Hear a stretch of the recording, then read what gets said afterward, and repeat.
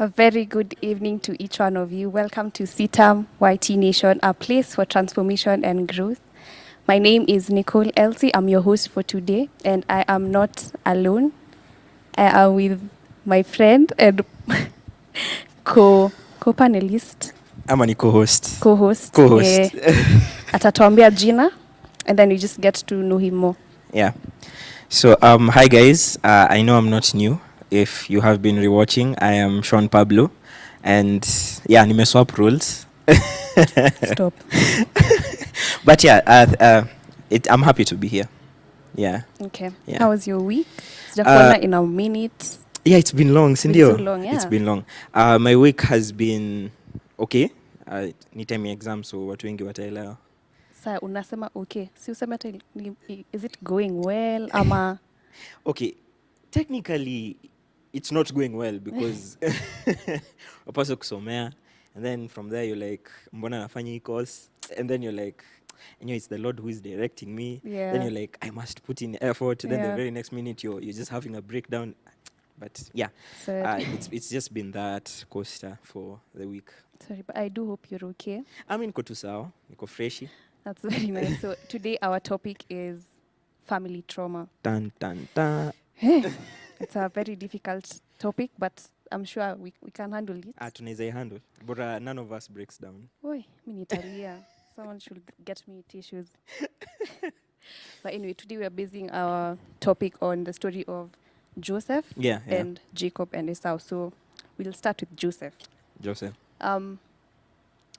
First, before we even go there, what are the forms of family trauma you know, ama the ones you've experienced? The forms of family trauma. Oh, forms. Yeah.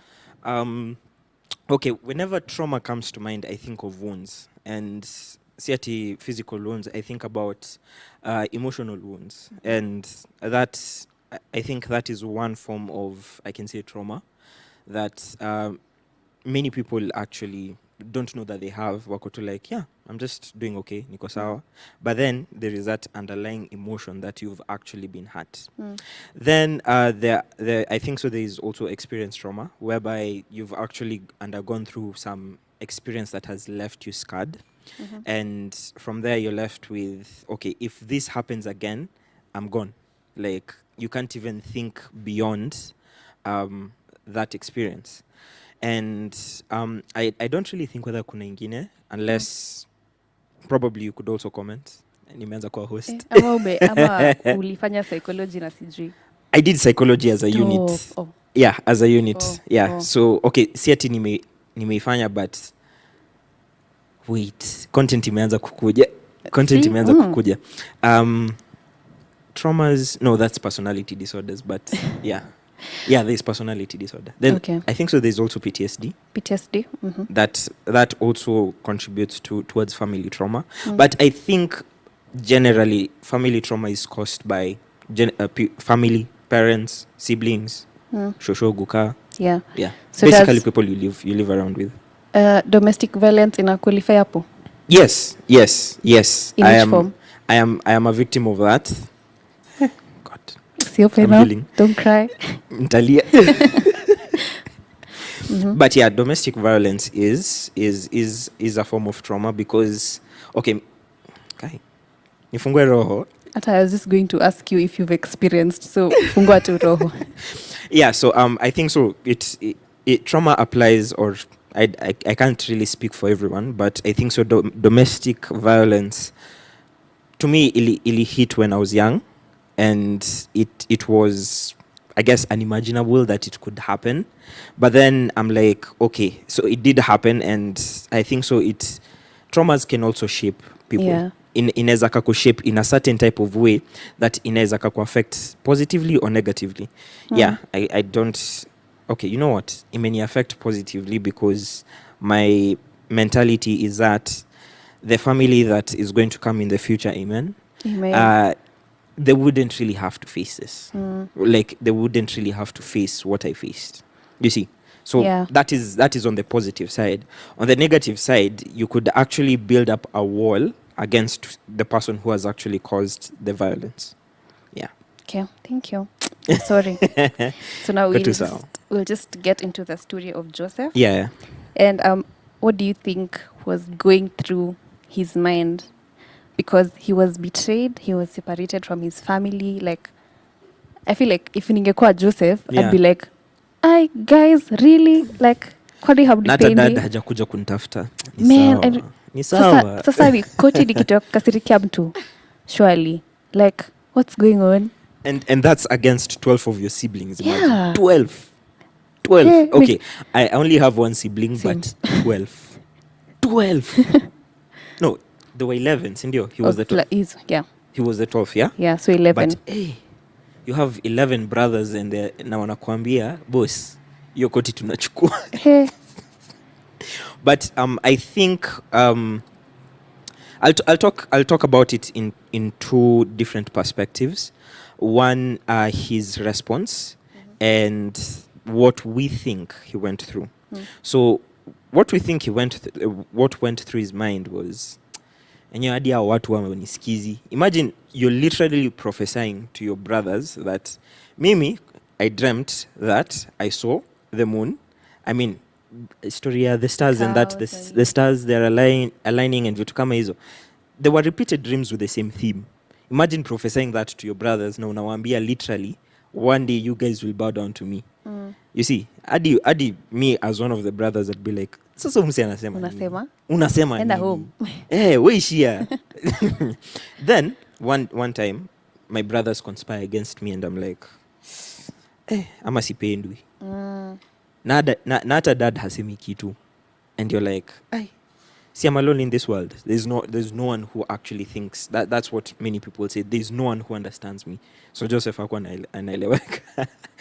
And what would have been going through his mind now when sasa his brothers wanakuja kumkuta and tupe hiyo koti. Tunakuingiza kwa well, tunakuuza. I mean, your own flesh and blood. Yeah. They're selling you. And then, not to top it all off, you're going to be sold as a slave.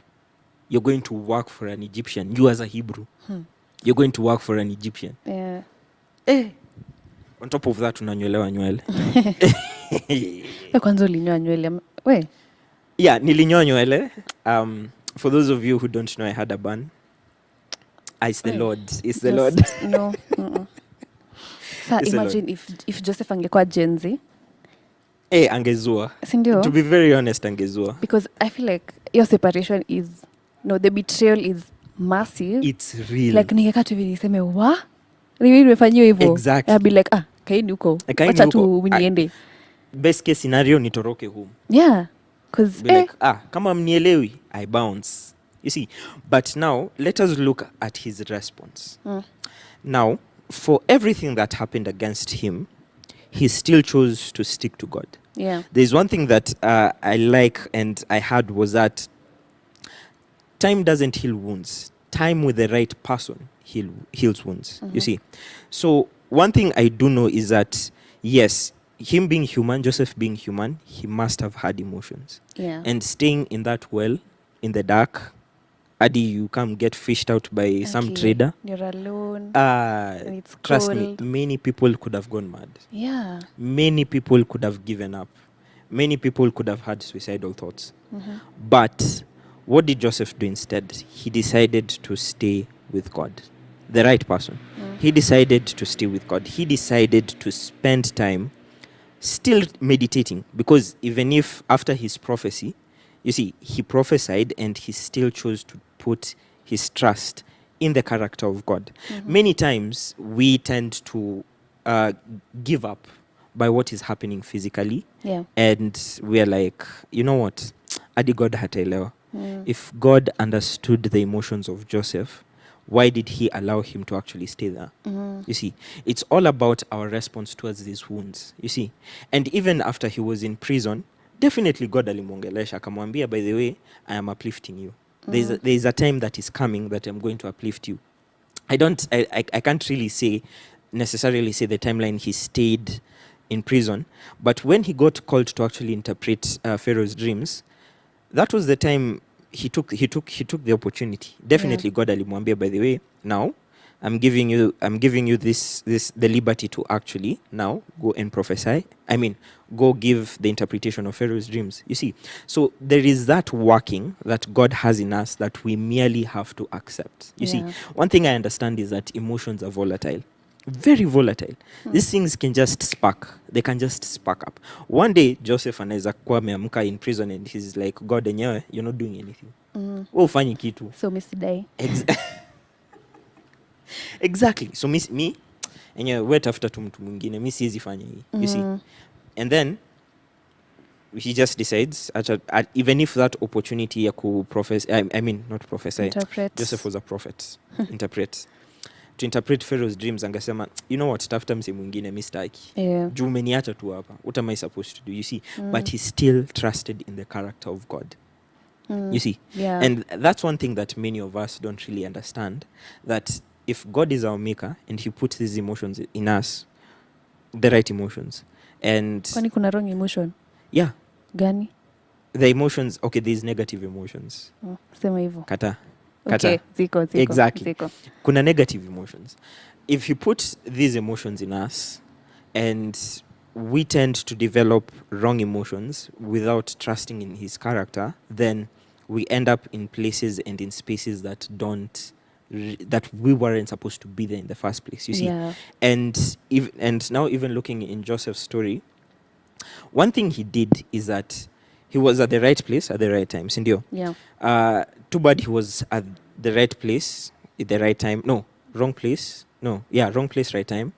And his brothers were come, well, you know what, we're ganging up against him. He still, like, he knew that, anyway, this is still God's plan. There is still something greater that is coming. Yeah, definitely. Even though these dreams zilioka, he still did not look at what he felt. He did not say that I am not being understood. You see? Yeah.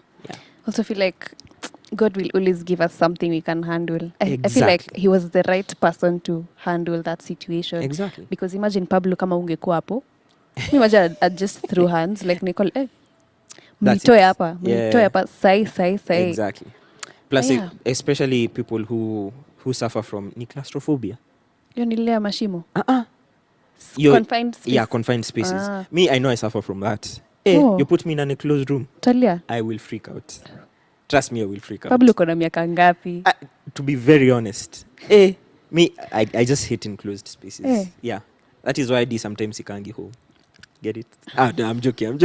I hope your mother is watching. Hi, Mom. I hope your mother is watching. Anyway, from your story, Joseph. Yeah. What is the hope Christians, or rather everyone, can get from this particular story? Yeah. Just around our topic, the family trauma. One thing we have to understand is that people in our families have different characters. And there's still a work of art that God is trying to make perfect, you see. And one thing I like about families is that we have a specific level of tolerance.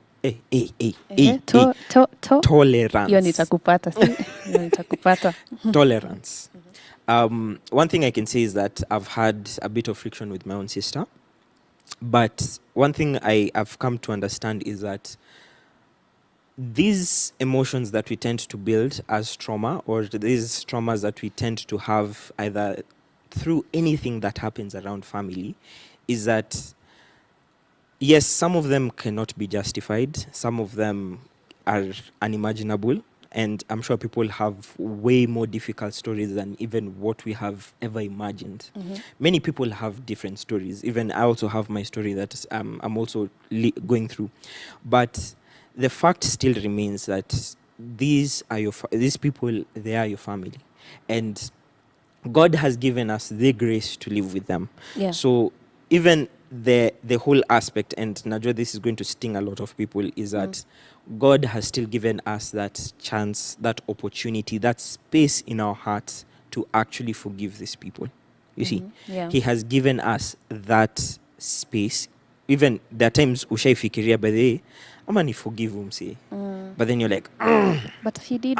Exactly. I'm still gassed with anger, you see. Yeah. But the overall truth is that time doesn't heal wounds. time with the right person heals wounds. And I'm not saying people. Person, mind you, person. The right person. The right person. Okay. Yeah. I also feel like kwanza nimekuwa traumatized juzi. Fungua roho. Let us hear. Okay, it's I don't know, it's of course it's personal. Yeah. But like I was like what's going on? I was so confused. I was like okay, it happened a long time ago, but I was like mbona kila mtu akuniambia mnangoja miaka sijui ngapi ndo mniambie. And I was like kwani nilikuwa nimepotea ama ni nini? And I was like I asked God mbona umekubali nijue sahi, because I was very angry. I can't tell you how I was very angry. And then when I get angry, I will not talk to anyone. You don't have those shaking angers, like I'll just keep quiet and just and close. Shrink. Okay. Shrink. Yeah. So people at home are like, kwani Nicole, what's wrong? Kwani umeumiza roho? I'm like, kwani but sitawaambia nimeumiza, but you don't have to know. Yeah. And then I just have to your kushrink is not really healthy, but it's a coping mechanism for many people. So healthy, but actually I can give you an analogy of that. Think of it as a bottle. So you've heard many people talking about bottling up emotions, but now think of it this way. Probably ukona akachupa, sawa? And now ujaze maji chafu, si ndio? Fill it until the brim, sawa? Then close the top very tight and then keep on filling this dirty water. What will happen? Ngoja, tumesema tuko na chupa, tunajaza maji chafu until the brim, alafu you actually close it, but now you still have a kapai still filling in this dirty water. What will happen? It explodes. Exactly. Oopsie. You see, constant filling of this bottle with dirty water, it explodes. So one way or another, when you bottle up these emotions, they will come and reflect one way or the other. Not right now. You'd be okay. You'd be like, nimefunikia mchanga. Mimi niko tu sawa. But one way or another, they will come up and you will have to sort them. Yeah. Okay, thank you. Right about now, we are taking a break. Don't go far. We are still here. So, see you when we get back.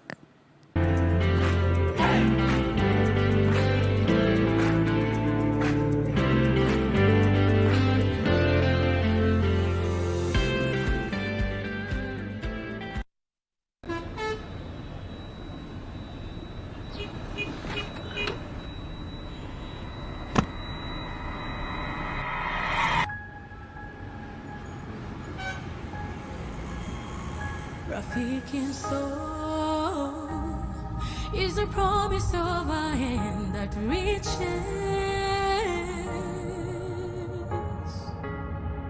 and goes beyond what angaza tumaini kote.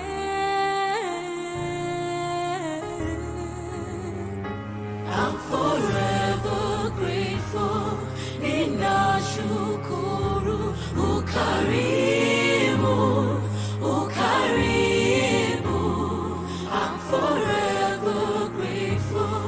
Ninashukuru ukarimu, ukarimu.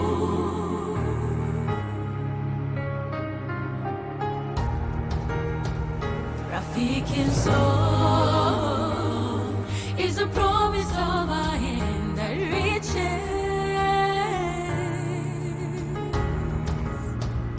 and goes beyond watangaza tumaini kote.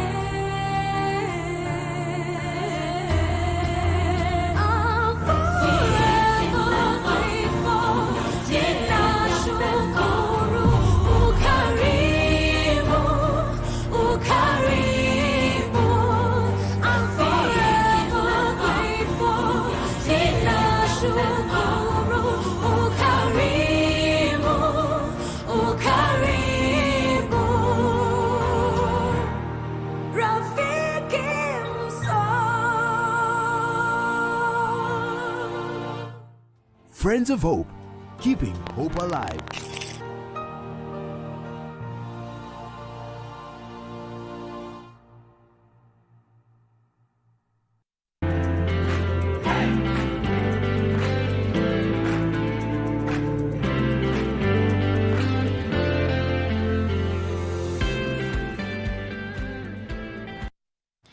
Thank you so much for staying with us. And we are back even as we speak on our topic today, which is family trauma. So, Pablo, now we switch to the story of Jacob and Esau. Yeah. Ulipenda kitu walifanyana wa? One thing naweza sema is that how can you sell your birthright surely? For food. For food. You're selling your birthright for food. Okay, your time maybe. Your time kuteseka haikuwa. No. You as a firstborn, you've actually, you're big and strong. Sawa? Kona nywele hadi kwa mgongo. And you're actually going to hunt. Sawa? Wezi kula nyama choma? Si bibi alikuwa vegan. How is Esau vegan surely? Unajua unaweza hunt for other people. Like, unaweza enda hunting. Maybe you're my brother. Hunt for other people? Okay, one thing we know is that Esau was actually Isaac's favorite, if I'm not wrong. And Jacob alikuwa na stick na mom so much. He was mama's boy, sindio? Aye. And number 2 is that you're not sensitive to God's heart enough that you would understand your brother is actually going to steal your blessings. Yeah. Like literally. You saw the blessings that Jacob alipewa. Imagine those were meant for Esau. Hizo zote. Oops. Hizo zote. But let me okay. The interesting part about it all is that Jacob, even at the same time, I want you to look at the fault in this, is that yes, even though Jacob ali wrestle na God na kashinda, one thing that Rebecca did was that she did not actually listen to God, because during her pregnancy, what did she do? She asked, okay, God, what is happening inside me? Then she said, nations are battling inside of you. Sindio? Mojata, yani the whole prophecy about it. You see, that was a submission to God. But now, time yenye blessings inafika, she actually now says, Jacob, when iskize. Usisikize God, when iskize. You see, but that's a fun fact. The thing that I'm looking at between the brothers, now this is, I think so tunafikia story ya trauma between siblings. Yeah.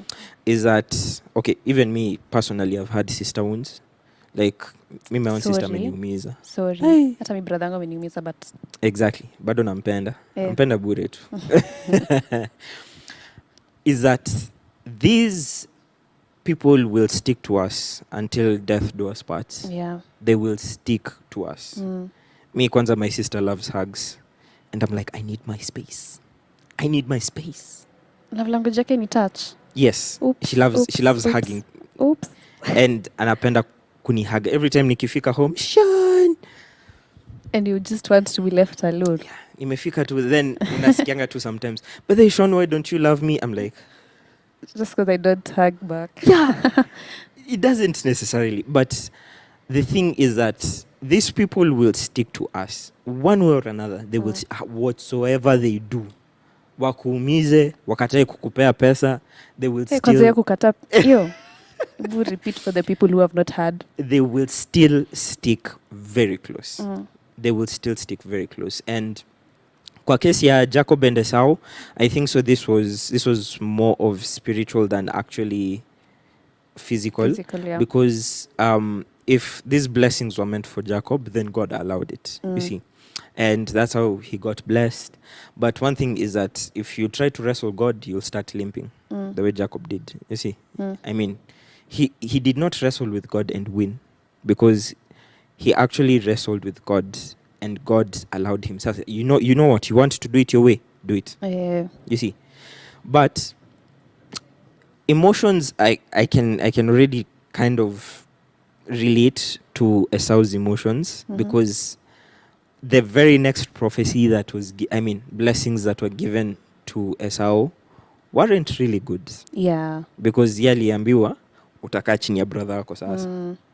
Imagine, like, you're the second when you last born. And now your brother anaambiwa atakuwa chini yako. He'd hate it. Oh my God. Exactly. Nika sasa sister yangu ambiwe uko chini yangu. Okay, sitasikia, okay, ninaweza sikia vizuri, but obviously utasikia vizuri. Utasikia vizuri, Uko in a but point of privilege. yeah, but Esau would have been heartbroken from then. Na akasema, you know what, mimi naenda kuwa brother yangu. Nitaanza kumtafuta. You see? Yeah. Alafu, what did Rebecca do? Akamweka kwa ni camel ama ni farasi?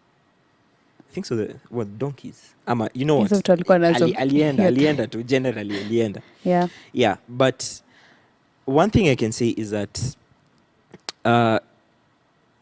siblings, sometimes you would never really understand what they do, especially if they're above you.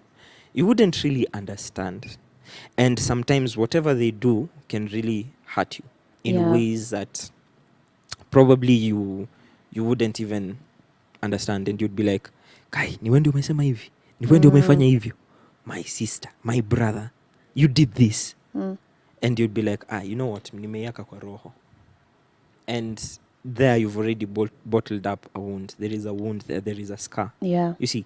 And these things are not very healthy for life, because now what happens is because of that wound, your major response would constantly be anger, would constantly be hatred, would constantly be friction. You see, anything that happens, friction. Lazima you guys argue, you guys say mean things, and words really hurt. Yeah. Words, they will really hurt. So, word of advice is that whenever you're angry, take time to steam off. Just take time to steam off before you say things that you really didn't mean. Because anger, the more you actually raise it, this other person will raise it twice. And then it will quadruple, it will go just like that. You see? Until ifike point yenye mtasema guy, tumeenda mbali. You see?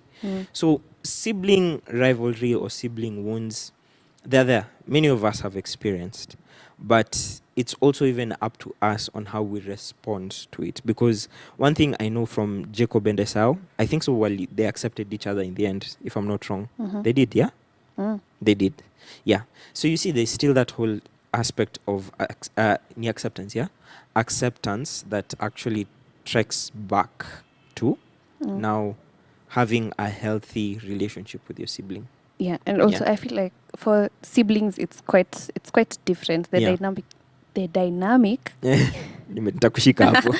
the dynamic is very different, because sometimes I tell my brother, you know what, we are not siblings by choice, but we will be friends by choice. Because first, to be able to talk about stuff and actually come to a conclusion, it will take a lot.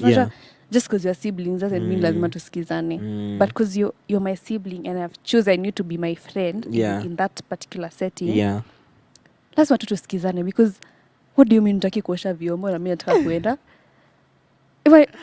It's story of vyombo. They will break sibling relationships. Vyombo. It's always the smallest things. Vyombo, ama hujafanya nini, ama uliacha nini wapi.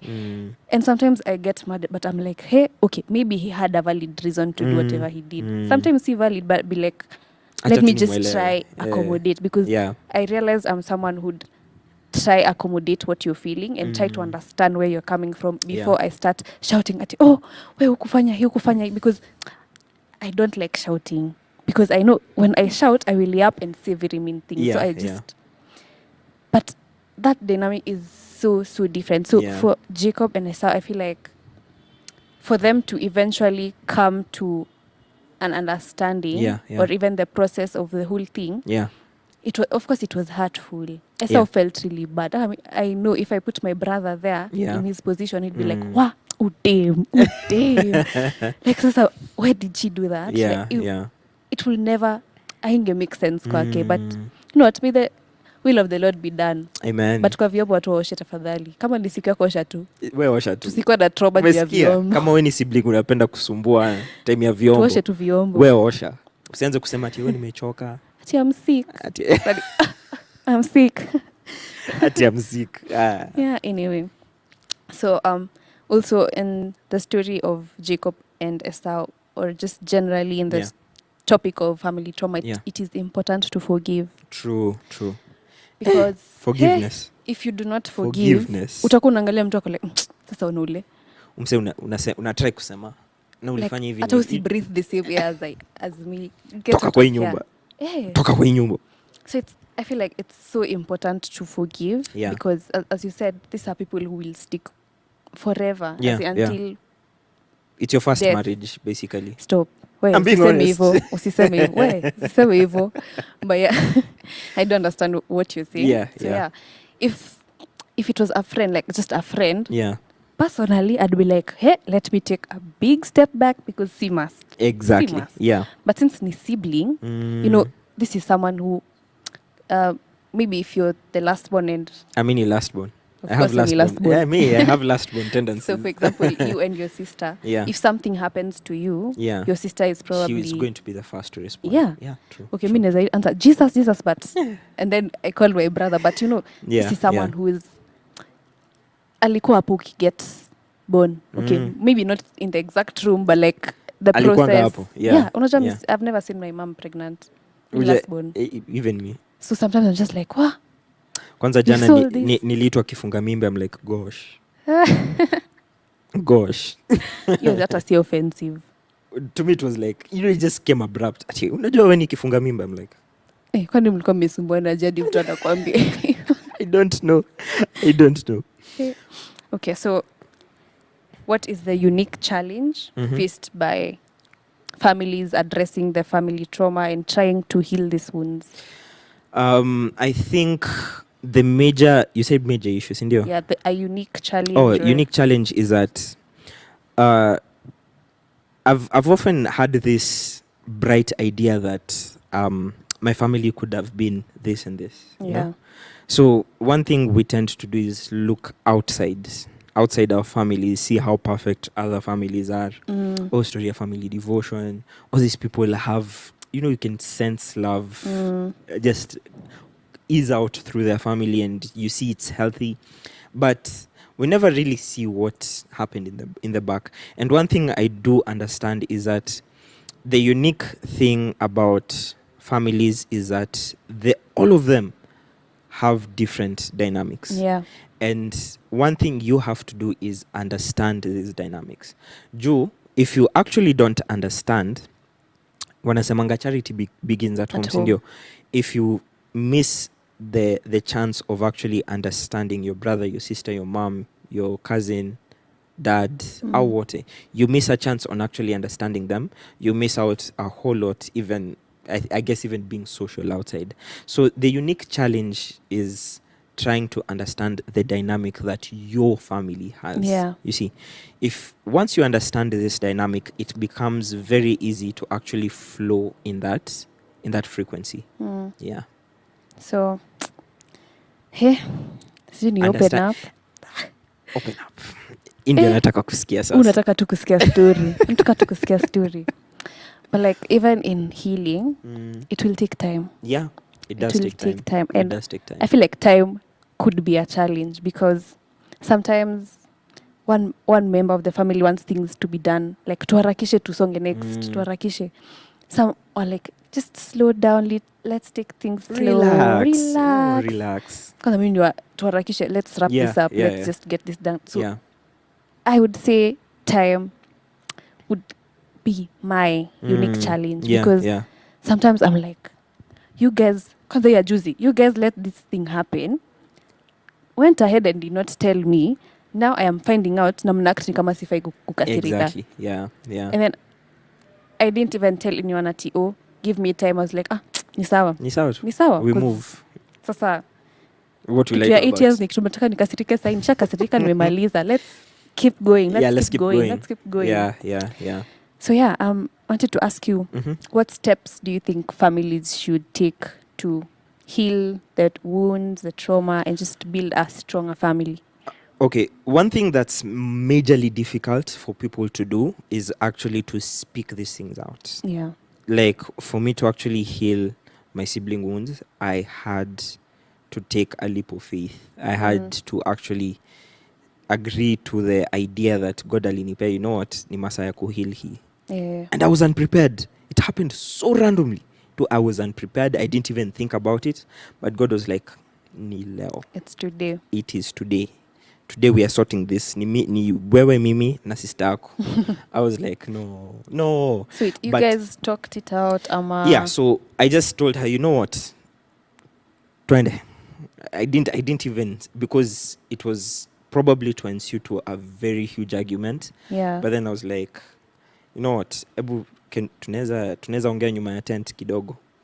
And I just stayed there in silence and I just started talking. So ukakuwa yapa. yeah. So one thing you should do, and I think the very first step, is to let go of the anger, of the whole idea that you have been hurt. Yes, you have been hurt, but are you willing to actually let go of this hurt? So step 1 is actually to accept that you've been hurt. Then step 2 is actually talking to this person. Na umwambie enyewe umeniumiza. With whatsoever occasion that happened. Weka tu chini na umwambie, I felt this and I felt this and this is what caused me to actually feel this way. You see? Then after that, what my sister did was actually ask for an apology. But mi nilimwambia mi sitaki wewe useme sorry. Mi sitaki. Mbona? Mi nimekuambia lakini I don't want your apology. Mi niko tu sawa. Pablo. Imagine. Jamani, wakata suri ya mtu. But I know many people wouldn't want a sorry. Okay, same. But mi nili break down vile alisema sorry. And yeah, I hugged my sister in the end. So it's a matter of accepting and actually talking it out. Many people don't really want to talk it out, but actually stay there and actually talk it out. Even if it means locking both of you guys in a room, locking this person that amekuumiza in a room and actually talking it out, even if it means mtapigana, but so long as these emotions come out. And the best way is to actually speak them out. Yeah, I do agree with you, Hapo. Because personally, I can't speak with someone who has hurt me face to face. Yeah. Because I'll be like, oh, you did so. Hata utasikia kitu nasema. Yeah. So with my brother, I text him. Like namwambia by the way. He's in the next room. He's in the next room. I'm like, and then I lock my door so that asingie. Yeah. I'm like, by the way, you did this and this in the morning. I felt like this. Yeah. Do it. Your information nikupatia, fanya vile unataka sasa. But usidamie pole. Na unashtuka nikisema hivyo. I think siblings are just meant to be difficult with each other. Exactly. Like, that's the love language. Difficulty to kusumbua. Kusumbuana tu. That's the love language. But I think it's amazing. The step, thank God for our siblings. accept, then actually talk it out. Yeah. So now, even when we switch to maybe the parents, so what do you think are the effects of family trauma just streaming from the parents down to what's the effect on the children or the adolescents in the house? One thing you have to understand, and I think so I'll bring in this concept to you, is that your parents is their first time parenting. They've never been through this, you see. So this is also new territory to them. I know I also have a lot of mom wounds and dad wounds. I'm also trying to process that. Yeah. Hoping that God will help me heal them one day, He one will. time. But my best understanding is that parents also have their fair share of stress, emotions, and also parenting to actually handle all in a day-to-day time. You see, they would also need to take time aside from the stress that wamekuwa nayo kazi, wakuja wakai chini na wakusikie. Yeah. You see, even while you are a child, you are so eager to reach home now and mom how your day was. You see, but she's not eager, or he's not eager to come home and tell you, by the way, I'm facing stress at work. You see, so one thing I understand about parenting and the trauma that parents trickle down to either their children is that one thing they have to understand is that we are also individuals that feel. We are individuals that have emotions. We tend to mess up. We tend to have emotions in the process. So I think the best way that parents need to also do is actually take time and also bond, like in different stages of life, be it young, teenage, and even youth. kaa chini na mtoto wako na umwambie, by the way, I'm really interested to know what he's going through in your life. You see? Yeah. And now one thing I know that I'd incorporate in my life is that, and even in my children's life, is that at every stage in their life, nitakuja tu and I'd sit down and I'd tell them, by the way, this is what I faced. This is what I went through. You see, if I open up to my kids, they would also be vulnerable enough to even say, by the way, Dad, I'm also going through going through so and so. So I think for parenting, it has to start from that whole aspect of, are you still willing to make an impact in your child's life? You see, one thing I do understand is that many parents come home tired and they expect food on the table and wako like, nitakula na niende kulala. You see, without even talking to their kids. Yeah. It has to actually start from making the home, is it the house a home? Yeah, house a home. The house a home, sindio? Because you are the one who is now the glue that will stick the family together. Yeah. So if you run out of stickiness, you will just slide, you see. Yeah. And your children will also slide the same way. Yeah. One effect I've just thought about is the children will have a lot of resentment. Wow. Sometimes my friends open up to me and I'm like, wow, I'm sorry, but wow. Because, they'll just come for a listening ear. I don't know if I can really help, but I just want to hear you out because maybe there's no one else hearing you out. So most of the times I pick up resentment from these particular people and I just tell God like, wow, God, imagine if kila mtu angekuwa na perfect parents. Hata singewaambia hii story. Because sometimes I'm like, umeniambia, and it puts a burden in my heart. Yeah, I'm like, wow, aki hapana, you deserve amekapitia. better. I can't even say you deserve better. I don't even know your parents. Plus, I also know that parenting shapes up people in very different ways. Yeah. And I think so another effect is Trauma. Yeah. That due to the trauma either caused by your mom or your dad, you actually now, like I said, build walls against other people. You see, be like the general term, men are the same. Or I don't want to kusema ingine. Yeah, but it builds up a lot of our foundations. Foundations. If you're not deeply rooted in Christ, your foundation is shaky. Yeah. If your foundation is built on the wounds that your parents have actually done, either them knowing or unknowingly put in you, it becomes, now it actually shapes your perspective about life. Yeah. That is also another effect. Parenting shapes your perspective of life. Because ulitoka home, haukutoka shule. You weren't born in school, you were born at home. Yeah, so whatever you will pick out from the house, utaipeleka nje. And that's what we see in the world today.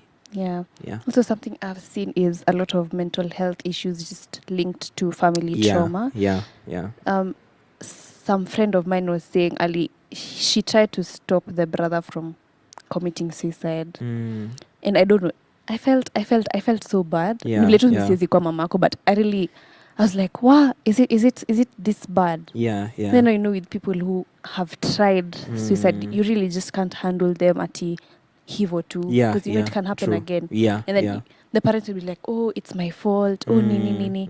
And then if you take the same story to TikTok, people will be like, you were a parent, you did the right thing. Mtoto ako maybe just unruly or nini. I think people also misunderstand the family trauma because True. you can't be on the internet telling someone at your parents did good and you did bad by trying suicide, Yeah. Because they don't know you. Like they don't know what happened. True. Yeah. Before you start down, you're like, wow, maybe I can't take this anymore. Plus, I think another issue is expectations from parents. Yeah. That puts a huge stress to a lot of children. That, unajua baba, I expect you to be this great person that I never was. You see, that is already an expectation you're putting in a child. Because acha nikwambie tu yangu. Hey, during like my school life. Yeah. Like primary and high school. People used to tell me, hey, Nicole unapitanga sana. Like, uko iga fulani. I was like, no. Like, today in the morning, I was just telling someone. Yeah. I did not spit at you at academic validation or nini. I was terrified of my dad. Yeah. I was terrified. I was like, this person has paid money for you to read and expect to some Yeah. and expect to be president wa Kenya, tukue daktari. Thank God. Amen. Tutakuwa. Yeah, so I was very scared. I was like, wa. Mi mjui kitu ndaambia nyumbani, but wacha nini tuna mimi nipite tafadhali. Hata just leave me alone because you don't understand. Yeah. And it was a lot. Even as we finished, it was a lot. Kabisa. And I was like, God, by the way, your time, if I had not known God your time and actually told him how I felt about the whole situation, I feel like tungesumbuana sana na my parents. I mean, it was for a good cause. I don't see kata, it was for a very good cause, and probably it paid off. Yeah, it paid off. Okay, not probably, but it did. Yeah, it did pay off. Yeah, you're just refusing to accept. So when I think about it, I was like, leo tu asubuhi, I was like, if ningekuwa like whatever, I don't think I would have been where I am today. Yeah. So it's a win-win or a win-lose. Iko katikati, but mi nilikuwa nimeshtuka. I was like, unajua mi naweza shoutio, and then ukinishautia I'll just be like, sawa. Alafu unaanza tu kulia, and you'll be like, okay, why are you crying? Yeah. So then there are those of us who are actually vichwa ngumu tulipigwa. Heri wewe. Ati heri sisi. No, unajua, sometimes I was just saying, being a good kid is good, but it's good. I don't have an experience to tell anyone ati kuna siku nilienda sijui wapi na bike. Okay, that was me. The minute nilirudi home. I do not have an experience. So I was just like, okay, kwani fear? Hiyo fear ilikuwa mingi aje. And I even had to call my dad. I'm telling you, by the way, ulini traumatized. What did you do to me? And then he's like, I want the best for you. And it's true. They really do want the best for us. But I feel like there's a better way to approach the situation. True. So yeah. Uko sawa? I feel this was not a show but a counseling session. Ulikuwa therapy? Ulikuwa therapy. I'm being honest. Yeah, you need to pay me.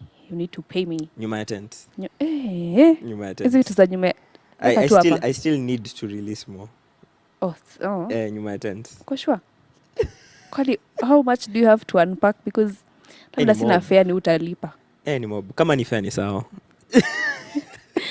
Haya, sawa. Thank you so much for being with us today. That is all we had for you. Yeah. I hope you learned something. I hope you enjoyed, even Pablo. Yeah, I did. Yeah. Like I said, it was therapy. Yeah, make sure to follow us on our social media pages on X, Instagram, Facebook, and also you can follow us at Citam YT Nation on YouTube. Bas. Yeah. Thank you and good night.